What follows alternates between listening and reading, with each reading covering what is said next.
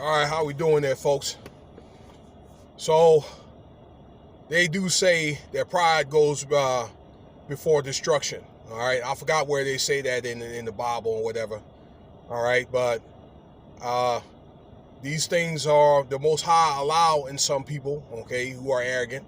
You can see the story of Samson and Delilah. Okay, and before you end up becoming humble.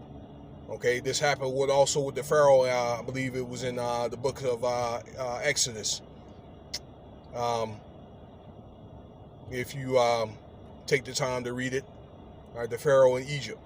All right, so he had to harden his heart before he was humble. With that being said, today, on this day, 29 January, 7 a.m., 7:10 a.m., I want to talk about Dwayne Haskins. Now, again, I don't like to do like celebrity gossip, and I probably need to do some sports talk, okay, and a little bit more of it, so maybe I can leave some type of moral behind that most young guys or most these young jocks can relate to. In case you don't know who Dwayne Haskins is, he is a quarterback for the Washington football team. Well, not anymore because he was waived yesterday. But for the year of 2019 and almost all of the year in 2020, there's still one game left that he was there. Now, a little about this young man. He was a redshirt sophomore, okay, or he played a couple of years in Ohio State. He played 1 year, played very well actually, okay, and was drafted number 15 in the first round by the Washington football team, okay. And if I said Redskins or whatever, forgive me if I'd said that, all right, because it's not the Redskins anymore. So this guy had a lot of different issues with maturity. He got, I guess, caught with at a birthday party with some strippers or whatever. There was an argument about the strippers came to his house and, his girlfriend had ordered them, and, it was a birthday party for his girlfriend, whatever. Okay. But the reason why that I guess part being is why I'm doing this, because they pretty much made a mockery out of this dude. But then again, you have to show in the NFL that you have to compete, okay? Now, I'm not going to make no excuses for the guy. I'm really, really not. All right, but I thought about this the last couple of days, and yes, the guy had immaturity issues. He was posting dumb stuff on Twitter. I think that he was the type of guy that liked to go out to parties and maybe, I don't know, that put dollars on, strippers in strippers' panties and stuff like that. That's his prerogative. I guess he was not showing himself like becoming of an NFL player, especially at the quarterback position, because at that quarterback, okay, that's one of the faces of the team. Usually the quarterback, the coach, or if you have some type of maybe prolific wide receiver or defensive player, but it's usually those two on the football team. The quarterback and the coach, okay, are probably going to be the two most prolific people. Excuse me. So yes, okay. I think he had other things going on other than the best interests of the team. Something about maybe he was trying to promote himself, or maybe, I don't know if he was trying to get into entertainment promotions or what. I think his father was helping him out. Okay, so yes, he had those issues. Number two, he wasn't winning ball games. Okay, just put it like that. I believe that pretty much he lost, or pretty much won every, or lost almost every game. He had started, let me see, something like 6 or 7 games. Won the first game this, like, for instance, this season here, against the Eagles. Okay, looked pretty good, and he couldn't really pull out. Okay, he really didn't show that he could compete. Okay, there was a couple of close calls here later in the year. Alex Smith came in, and I think he won like five or six in a row. Injured his calf. Haskins came back, and again, that let's see here. They won a game against San Francisco, and then they lost barely against Seattle. And this was here about 2 weeks ago, and this incident occurred around that.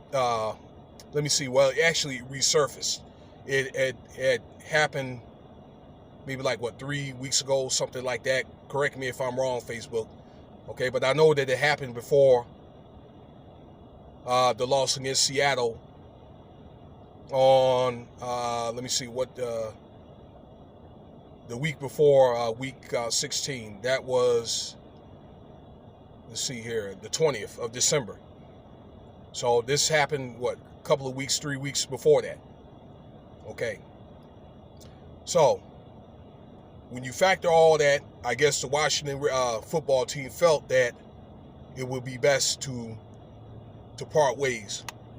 All right. I guess, in this league where you have the leashes become shorter and shorter, that you have an influx of football players. You got the old and the new. Even at quarterback, it's an influx of players. So you have 2 or 3 quarterbacks on a practice squad. So you'll have maybe a total probably of maybe 5-6 quarterbacks on every team. Okay. With that, and with this new collective bargaining agreement that they had concocted in 2020, the contracts are really no longer guaranteed. Okay. And based on certain things that you do as far as in misconduct, they can rescind your contract. Okay.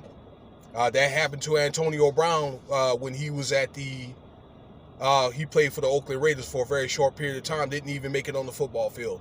And I'll get to him a little bit later, okay? So yes, he wasn't cutting it, okay? But in this league, and I'm not going to sit here and use no color as an excuse, but being that he is a so-called black man, that is like a mark or whatever, because let's just face it, we are behind enemy lines if you look like me. If you ain't seen that by now, you never will see it, okay? But what do I want to say, okay? I don't want to use race as an issue, but the bottom line is you got to win ball games. I think one of the things that happened was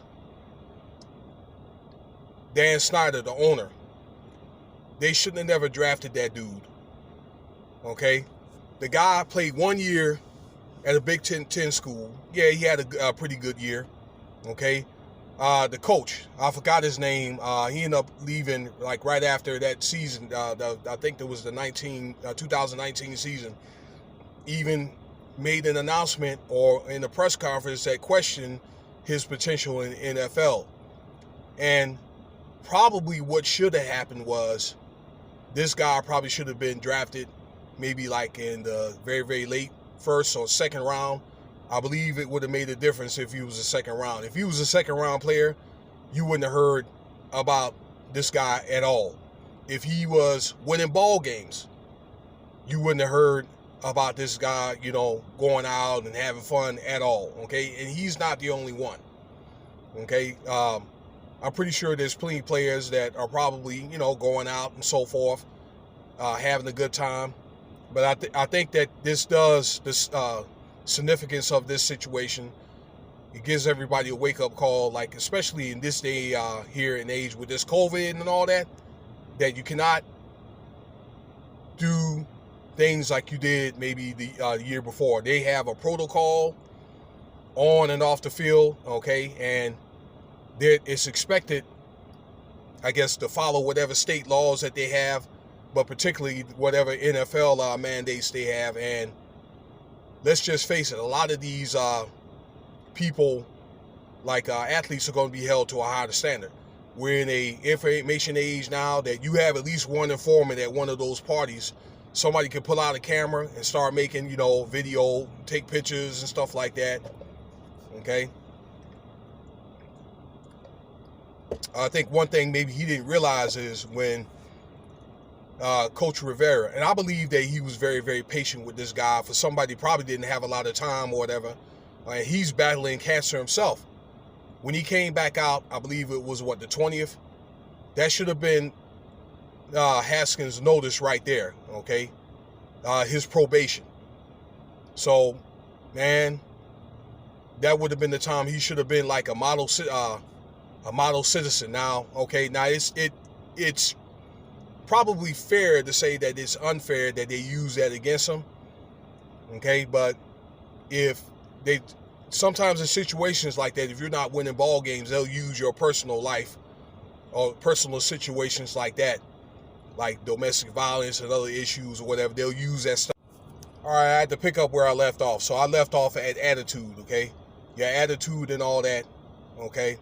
And we've had, with the NFL, a lot of issues with men being out because of the COVID, but you are expected to probably step in if you get that call and to perform at a high level, okay?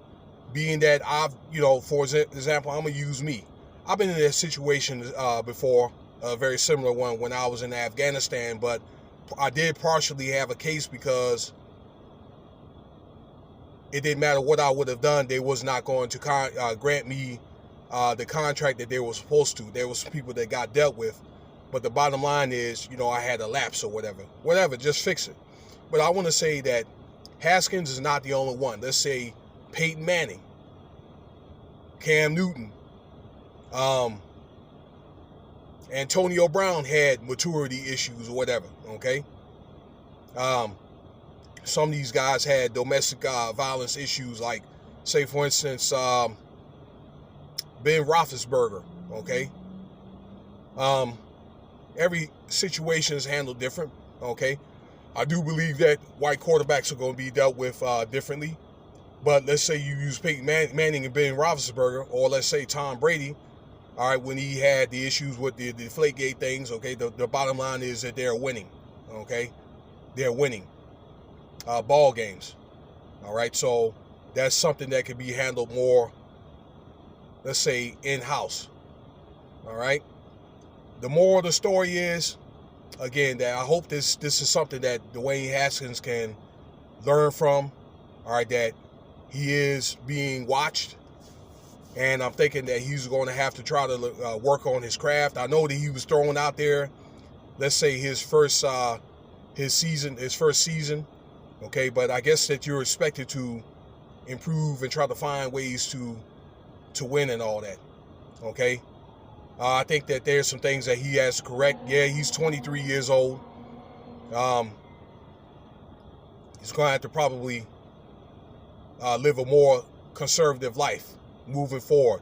I hope he gets picked up from another team. Maybe I'm thinking he may end up like a backup or whatever. Okay, or maybe get to play in Canada. And it's funny that a lot of guys are playing in Canada or in Arena League. They don't have those issues at all. Now in Canada, they maintain a hard stance. Okay. And, hopefully when he gets that call again, if he gets that call, he's going to shine. But yeah, the bottom line is, yeah, he's going to have to work on that playbook, on learning that playbook.